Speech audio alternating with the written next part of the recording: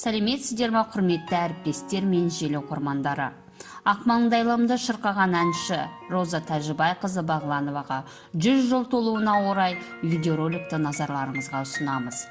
1922 жылдың 1 қаңтарында жарық дүниеге келген Роза Бағланованың өмірі өткен ғасырлымыздың ұлттық символына айналған. Бұрынғы кеңес өкіметінің халыққа жасаған бүкіл қиянаты жап-жас Роза Тәжібайқызының басынан өткен. Азамат соғысы, жетім қалу, ашаршылық, халық жауы, босқыншылдық, отан соғысының қан майданы, барлығы да. Жасы 18-ден жаңа асқан сүйкімді жас әнші қан майданының ең алдыңғы шебінде концерт қоюға аттанған қыз-келіншектер ансамблінің құрамында соғысқа кетті. Әншілік, әртістік болу осылай басталды. Өнер жолын Ташкент филармониясының ән-би ансамблінде әнші болып бастаған. Сол ансамбльмен екінші дүниежүзілік соғыс жылдары Майдан даласында өнер көрсетіп, 1945 жылы 9 мамырда Берлиндегі жеңіс концертіне қатысады. 1947-49 жылдары Қазақ опера және балет театрының, 1949-60 жылдары Қазақ филармониясының, 1960 жылдан Қазақ концертінің әншісі болып, ұлттық ән өнерін дамытуға үлкен үлес қосты. Ерекше сазды әншілік мектептің қалыптастыруына ықпал жасады.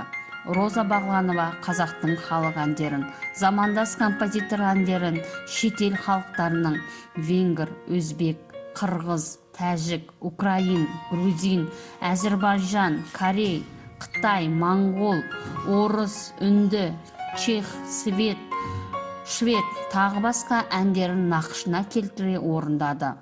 Ол бүкіл Қазақстанда Қазақ социалистік республикалар одағының бұрынғы республикасында, шетелдерде болып, одан махаббат пен достық, адам мен махаббат туралы әндерін шырқады. Гастрольдік сапарға шығарда Роза Бағланова міндетті түрде сол баратын елінің тіліндегі әнді үйренеді. Бірақ қазақтың халық әндерін оның орындауында тыңдау ләззатына ештеңе тең келмейді. 1946 жылы Мәскеуде өткен бүкілодақтық эстрада әншілері екінші конкурсының дипломаты. 1949 жылы Бухаресте өткен бүкіл дүниежүзілік жастар мен студенттердің екінші фестивалінің лауреаты. Ленин, еңбек қызыл ту, халықтар достығы орденімен, шапағат медалімен марапатталған. Роза Тәжібайқызы Бағланова, опера және эстрада әншісі 1955 жылы.